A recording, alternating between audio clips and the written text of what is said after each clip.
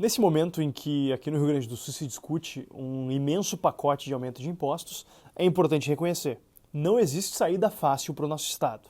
Mas não existir saída fácil é totalmente diferente de não existir alternativa além do aumento de impostos. Nesse vídeo eu vou trazer para vocês e para o nosso governador, eu espero que ele esteja assistindo a esse vídeo, 10 medidas que poderiam e deveriam já ter sido tomadas aqui no Rio Grande do Sul para ajudar a resolver o nosso problema fiscal e evitar que se chegue a uma situação em que se realmente precise aumentar impostos.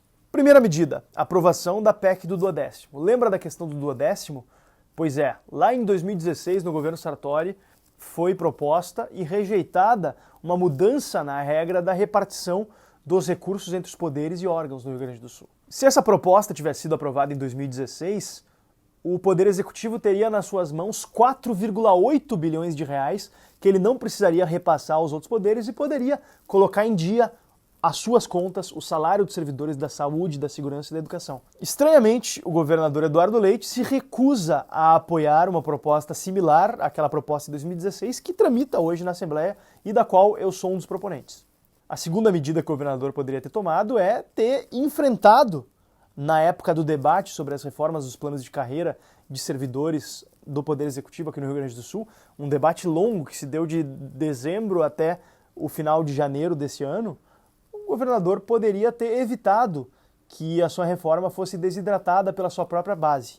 Inicialmente, a ideia era economizar 25 bilhões ao longo dos próximos 10 anos. Mas no final ficamos com uma economia projetada para os próximos 10 anos de somente 18 bilhões.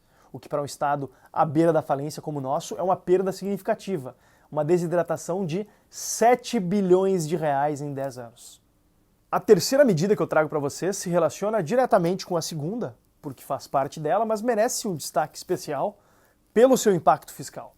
A reforma da Previdência dos servidores militares do Rio Grande do Sul poderia economizar cerca de 330 milhões de reais por ano, mas o governo optou por deixá-la de lado, retirando o seu regime de urgência e, na prática, retirando de pauta essa proposta tão importante para o Rio Grande do Sul. Temos aí como uma quarta medida algo que o governo fez e definitivamente não deveria ter feito, que foi, em meio às propostas de reforma que tinham como objetivo sanar as contas públicas do nosso Estado, ele enfiou um jabuti ali para garantir a aposentadoria integral e paritária para servidores da Polícia Civil, sem haver qualquer necessidade disso. Na prática, o governador sabotou a sua própria reforma da Previdência, gerando um custo anual de cerca de 160 milhões de reais a mais para o Caixa Previdenciário do nosso Estado.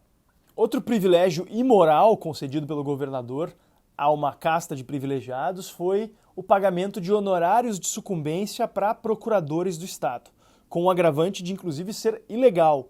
Os procuradores do Estado são como se fossem os advogados da administração pública estadual e já recebem um salário altíssimo, em média de 25 mil reais, e passaram, a partir da autorização do governador, a receber também os honorários de sucumbência relativos às ações que ganhassem em favor do Estado.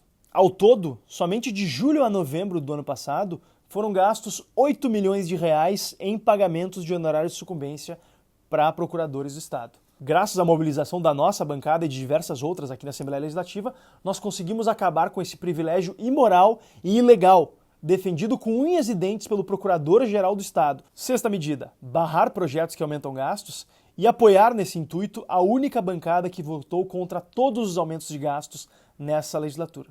Desde que tomamos posse, temos enfrentado aqui na Assembleia Legislativa uma série de projetos que aumentam gastos, criam novas gratificações e cargos, especialmente para a elite do funcionalismo público e para os poderes e órgãos que ganham os mais altos salários.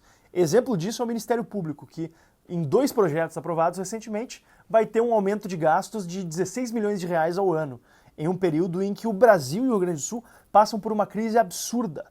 Propostas como essas, que aumentam os gastos públicos aqui no Rio Grande do Sul, tramitam aos montes na Assembleia Legislativa. E o governador Eduardo Leite muito ajudaria o nosso Estado se mobilizasse a sua ampla base na Assembleia para barrar essas propostas e não para apoiá-las, como tem acontecido. Sétima medida, concluir de uma vez por todas a privatização das estatais que já foi autorizada há mais de um ano pela Assembleia Legislativa. Somente a CE, que já deve mais de 3 bilhões e meio de ICMS para o Tesouro do Estado, se fosse privatizada e começasse a pagar impostos a partir de agora, renderia pelo menos R$ 1 bilhão por ano de impostos, possibilitando que a gente tivesse uma tranquilidade maior. Uma oitava medida que é descartada por muitos, inclusive pelo próprio governador Eduardo Leite, mas que precisa estar como uma opção na mesa antes de se procurar aumentar ainda mais a tributação sobre a população, é privatizar o Banrisul. A venda da participação do governo do estado no Banrisul geraria aí, sob estimativas mais conservadoras, pelo menos 10 bilhões de reais. E é importante ressaltar que, em meio a um processo amplo de descentralização do setor bancário brasileiro, a tendência é que o Banrisul venha a perder valor de mercado ao longo dos próximos anos. Então, quanto antes tomarmos essa decisão necessária de vender o Banrisul, melhor. E aproveito para deixar a ti, cidadão gaúcho, a questão.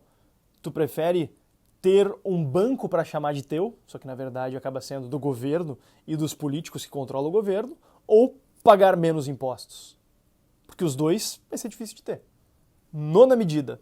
Tu sabia que, em plena crise profunda que vive o estado do Rio Grande do Sul, o governo aporta 580 milhões por ano para garantir plano de saúde subsidiado aos servidores públicos do estado, que na média já estão entre os gaúchos mais bem remunerados? Te parece justo que o governo tome anualmente mais de R$500 bilhão para subsidiar plano de saúde para os servidores públicos, que na média em geral já tem uma remuneração acima da média do cidadão gaúcho? E uma última medida que, na verdade, é um conjunto de ações que precisam ser tomadas. Como vocês bem lembram, durante a campanha o governador falou muito em reorganizar o fluxo de caixa, em tirar a bunda da cadeira, mas na prática ele aumentou o número de secretarias de 19 para 24 e não tocou em uma sequer das diversas fundações, autarquias e instituições públicas que hoje pesam no bolso do cidadão e tornam a estrutura do nosso estado menos eficiente. São tantas instituições a serem privatizadas, concedidas ou mesmo extintas que eu vou ler para vocês. Corsan, Procerg, Ceasa, Faders, Badesul, BRDE, OSPA, Cine, EGR, FGTAS, IRGA, Fundação Piratini, Metroplan, essas duas últimas, inclusive, que estavam com a sua extinção muito bem encaminhada durante o governo Sartori, só que voltaram ativa durante o governo Eduardo Leite. Todas essas medidas aqui citadas seriam muito mais efetivas para resolver os problemas fiscais do nosso estado do que aumentar impostos. Aumentar impostos tira dinheiro da economia, tira dinheiro das mãos do trabalhador e do empreendedor do nosso estado. Na prática, acaba empobrecendo o nosso estado. O setor público do Rio Grande do Sul precisa urgentemente se adaptar à realidade do nosso estado. Como diria Adam Smith, a riqueza de uma nação se mede pela riqueza do seu povo e não dos seus príncipes. O povo gaúcho está cansado de pagar conta de um governo cujos gastos só crescem. Reforma estrutural, sim. Aumento de impostos, não.